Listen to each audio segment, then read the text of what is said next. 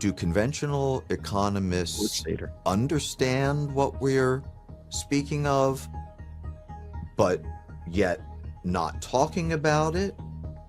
Or is it that they actually don't understand? Do we have the resources to do what needs to be done? Finding the money is the easy part.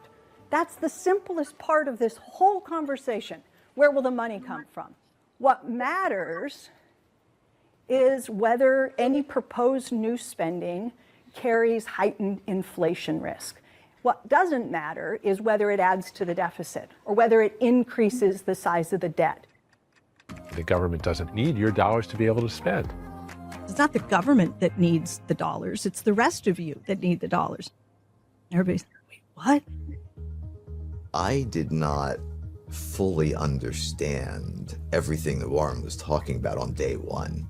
It took me quite a while before it seeped all the way in. Warren Mosler wasn't trained as an economist. He worked in finance. He was a bond trader. So financial markets and monetary operations were his bread and butter. Here you've got these congressmen saying they need to get dollars first by taxing or by borrowing in order to spend them. That's the only story I'd ever heard. In fact, it's the reverse. The government, which is the issuer of the currency, has to spend first before it can collect taxes.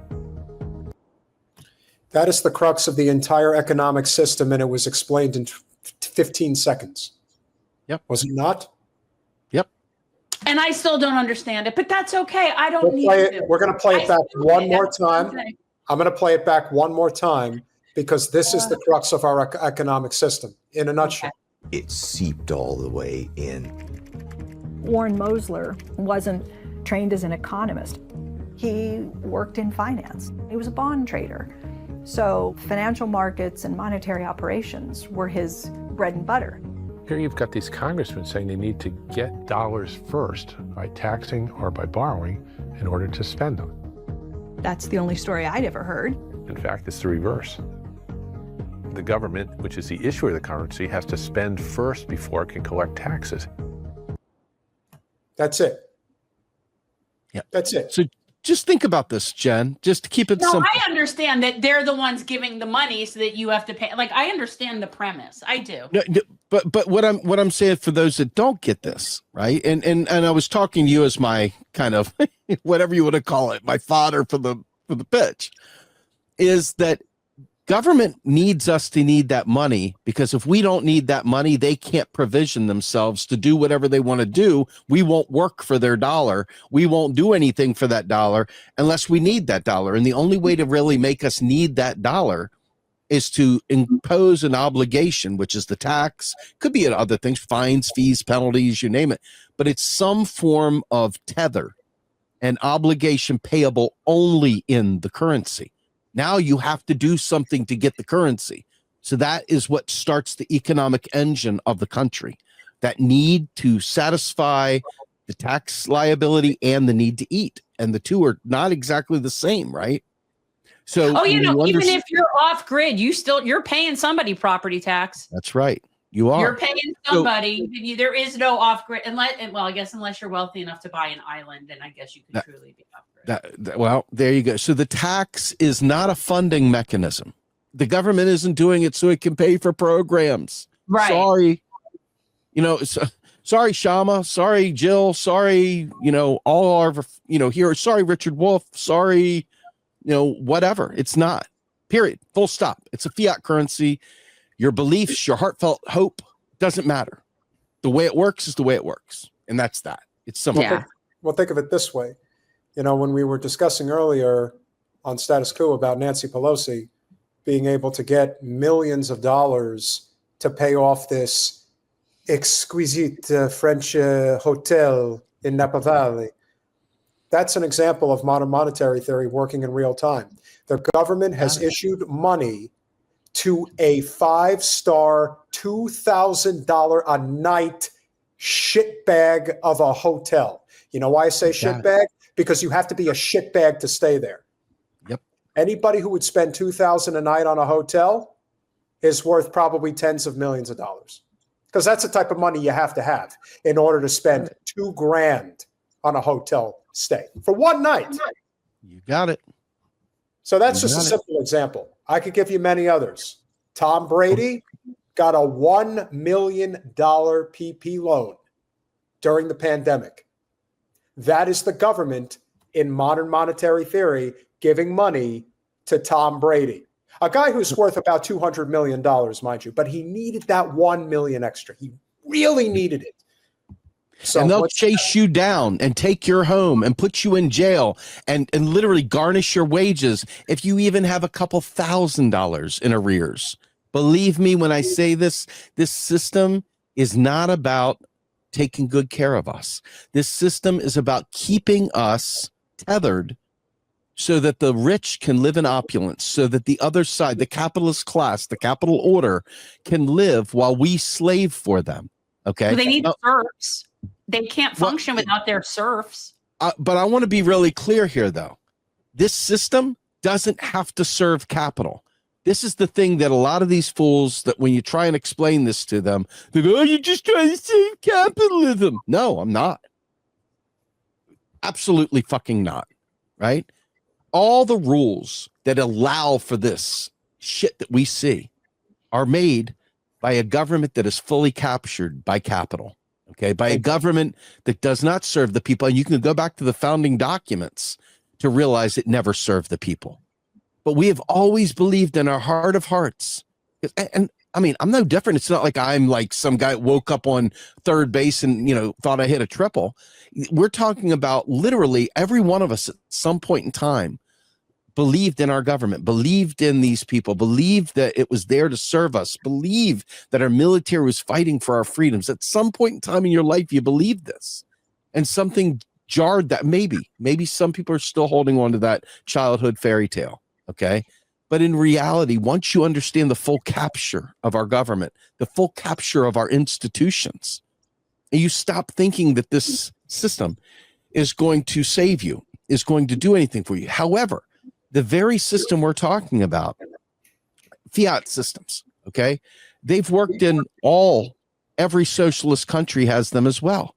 Countries, monetary systems in general don't require pieces of paper. They could be tally sticks, they could be seashells, they could be teeth, they could be freaking hair, it could be anything. It could be things of tobacco, okay? It could be coupons. It could be any number of things. It doesn't have to just be pieces of paper or coins or electronic anything. It could be whatever government makes law. And it's about government creating law. Everybody, we're going to create a private currencies, Bitcoin, all this other shit. And this stuff clouds people's minds because they don't realize that in a tiered system, Bitcoin rides over top of the fiat system. You have $500 worth of Bitcoin. You have $80,000 worth of Bitcoin. You have it's a commodity. It is an asset class, a digital asset class. At the end of the day, all roads lead to capital. That's it. And it doesn't matter what form it comes in. And that's the thing. Like, I so see it. I mean, I'm telling you, like, I have fallen so far to the left. Like, I'm in the whole new, Yeah. Let's keep going. Anyway, play the rest of this because it gets better. Sparks a lot of debate. If I'm government and I spend $100 into the economy, the government spends $100 into the economy, taxes 90 back out. We record on the government's ledger a budget deficit of 10. Minus 10, government deficit. But we forget that on the other side of the ledger, guess what?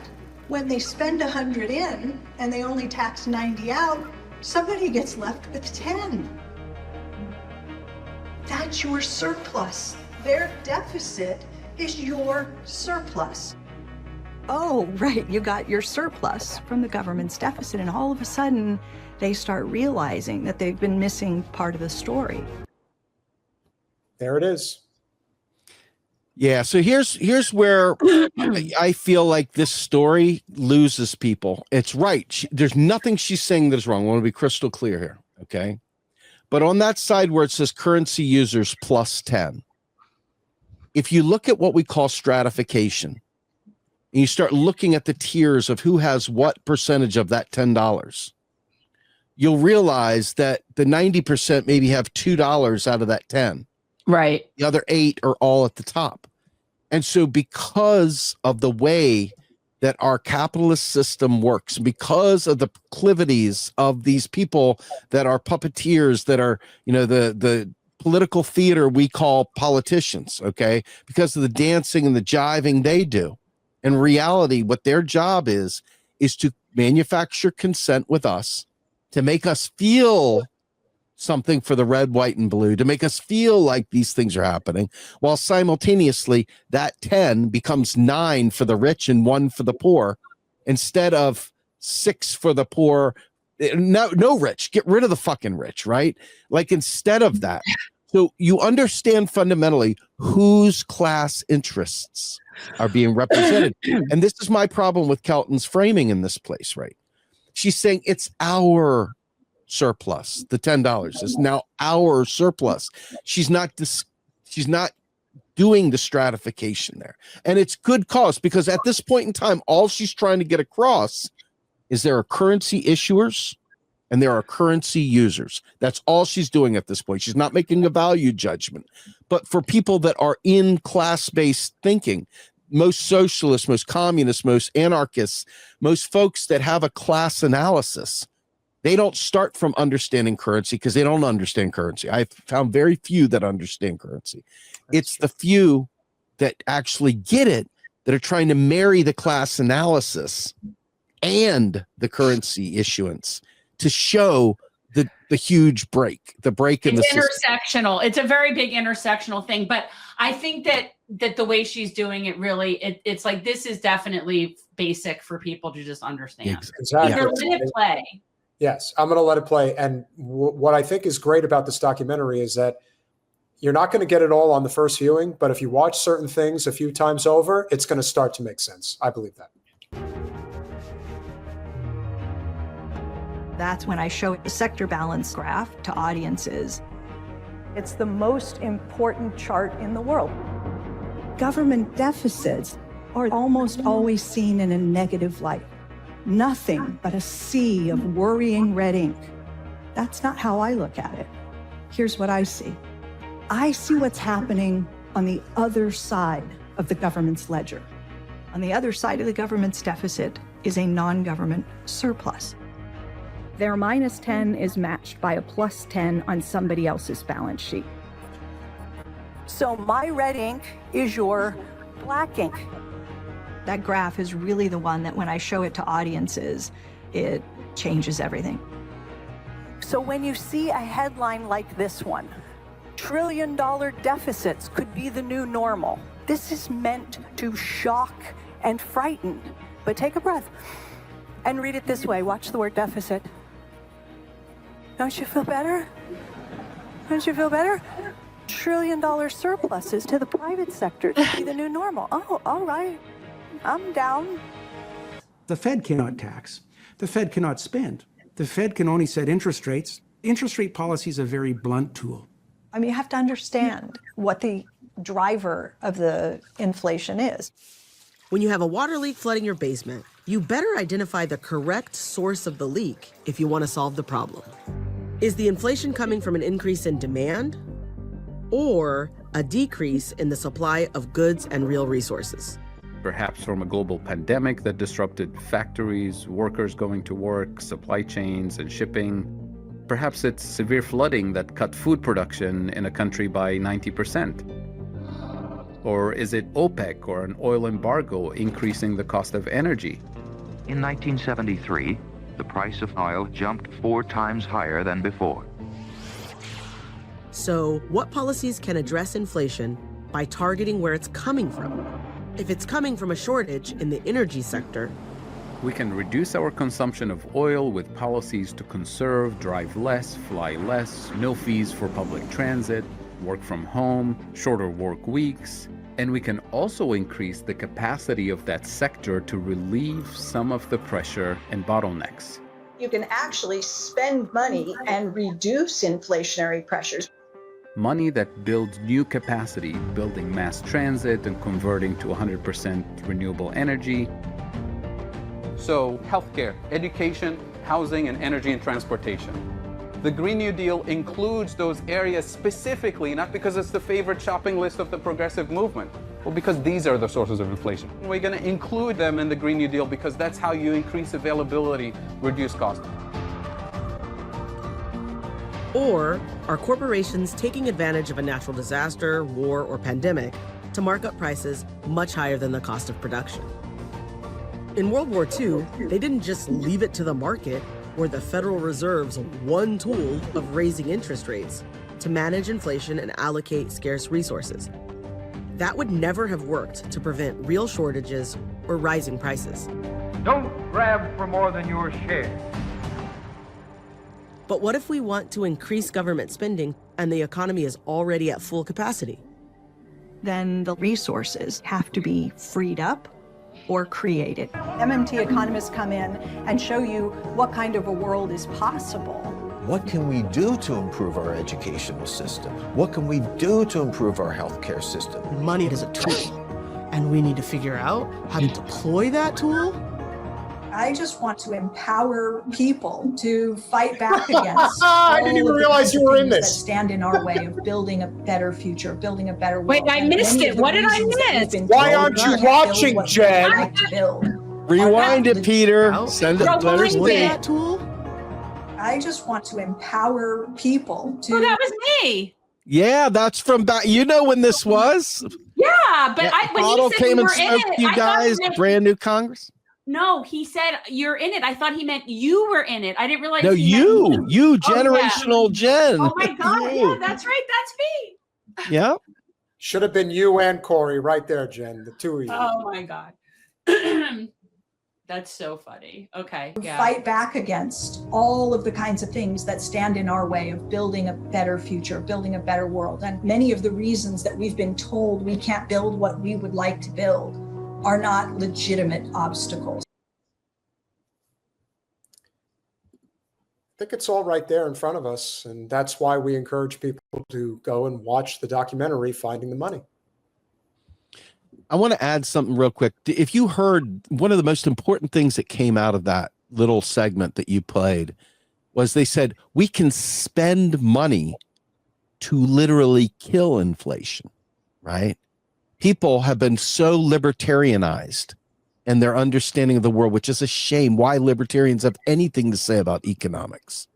But because they do so often, people have been convinced that printing money causes inflation. The reality is it's horrible. It's the most ridiculously stupid thing a person could say, but they say it like freely, like they don't even have guilt or shame when they say it. Okay. I just wish I could explain it understand. better, Steve. So many people say it to me, and it's like, I'm like this person. You know how they say you got to put on your own oxygen mask before you help the other people? I feel like while I know what I want to say, I cannot explain it properly. But that is the number one people talk about is the inflation thing. So what she's saying, think about it. Fadl Kaboub, who has been on our show 13, we have 13 episodes with Fadl Kaboub. Please come to Macro and Cheese and check them out. You will not be unhappy you did. But what they're talking about is building out capacity, building out shipping lanes, building out ports, building out the ability to get goods and services either produced locally for climate crisis. And they made some very important conversations about World War II. Back then, instead of just leaving it to chance to the free market to figure it all out, they literally sold war bonds. They didn't say this part in that clip, but they sold war bonds to get people to have the mental capacity to stop buying things temporarily while the war machine had to ramp up to quote unquote win the war against Germany, whatever. I'm going to give the shout out to the Reds for doing their part there because they were the ones that did it. But that notwithstanding, the U.S., when we were going through that period, they had to delay purchasing power because every factory in the country was working on building stuff for the war machine. If you suddenly wanted some good or service that wasn't related to that, you were going to create inflationary pressures because there just wasn't enough of the productive capacity. That's what Kelton was saying. We have the real resources available to us, right? And so the idea of building up roadways, building up transportation, building up shipping, building up whatever to get goods and services through, building up our energy grid, building up whatever it is that we need. If we need healthcare, for example, right? Let's say we really mean it and we're going to do universal healthcare. We don't have nearly enough doctors. We don't have enough nurses. We don't have enough hospitals. We don't have enough clinics. We don't have enough trained people and actually the goods and services necessary to provide everybody the kind of care that they need. So what would you need to do? You would need to preemptively create the real resources in preparation for going to a national health service. Then you could get rid of all the, well, there's going to be lines for miles and we're going to have death panels and we're going to have this and that and the other, right? All that would be wiped out. Okay. There would be nobody there paying to deny coverage, to deny services anymore because the insurance companies would be out the window. Right. So all those jobs would be gone. So what would you do to reemploy those people? And that's what they were saying. You would need to free up resources from here to redeploy them over there. And they used to understand that, and they've stopped because free market capitalism does not like any form of central planning whatsoever. And that is the disease of libertarians. That is the disease of all who are in the duopoly, who think it's just cool to be capitalists, etc. We must understand that we need to be able, in order to provide a right, to guarantee something, you need to have the real resources in place to do that. And that's how you prevent inflation. Okay. The other thing is you got to have a government that functions, that's job is to protect the people, which ours does not do. People have shown time and again through the entire pandemic that corporations gouge the living shit out of us, creating inflation. Had nothing to do with printing money. Who sets prices? Think about this for a minute. Who's the price setter? It's these businesses. These businesses that are getting PPP loans, these businesses that are getting government contracts, these guys, and there's no stipulations on them because the government stopped reining in monopolies and all the power they have. They stopped reining in corporate greed. They stopped doing any of that. And they put the burden on all of us. And I think that is the message from that section, is that it's not about printing money causing inflation. It's literally about putting the real resources in place as one part of that, to stop monopoly, abusive monopoly behaviors as the other, and to literally have the government function as a government and regulate the marketplace and not allow for capitalism to devour us. But since capitalism owns this stuff, any fantasy of it getting better through the voting booth or anything else is a real stumbling block. And I think we need to address that privately and publicly. I agree.